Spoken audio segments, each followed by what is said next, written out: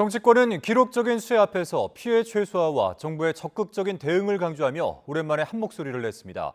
다만 김건희 여사 순방 명품 쇼핑 논란이나 4대강 보해체 과정 등을 둘러싼 여야의 공방은 여전했습니다. 권남기 기자입니다.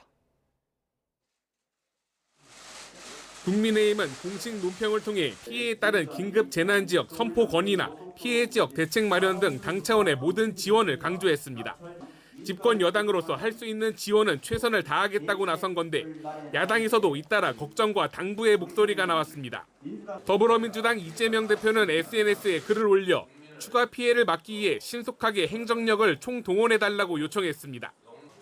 거대 양당 지도부 모두 수해 현장 방문 일정을 검토하는 가운데 정부 역시 관계부처에 긴급 지시를 내리며 피해 최소화에 나섰습니다.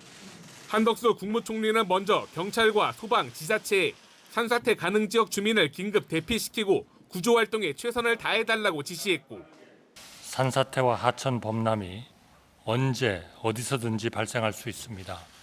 더 빠르고 더 선제적이고 더 넓은 범위에서 대응하지 않으면 안 됩니다.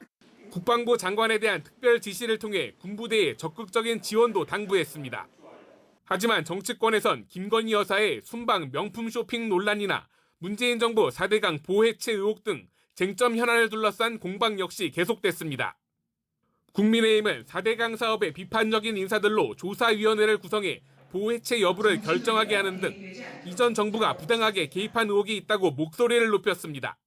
김은경 전 환경부 장관은 반 4대강 활동에 나섰던 단체와 위원 추천에 대해서 미리 협의할 것을 지시했다고 합니다.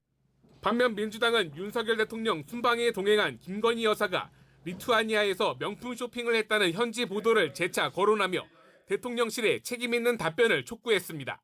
김건희 여사가 상인 호객 행위에 무려 5개나 되는 매장에 끌려 다녔다는 말입니까?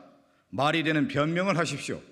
여기에 전현 정부 책임론 공방으로 번진 양평 고속도로 논란과 방류가 초읽기에 들어간 후쿠시마 원전 오염수 공세도 여전한 상황이라 전국적인 폭우 피해 속에서도 거대 양당의 정쟁은 더욱 뜨거워질 것으로 보입니다. YTN 권남기입니다.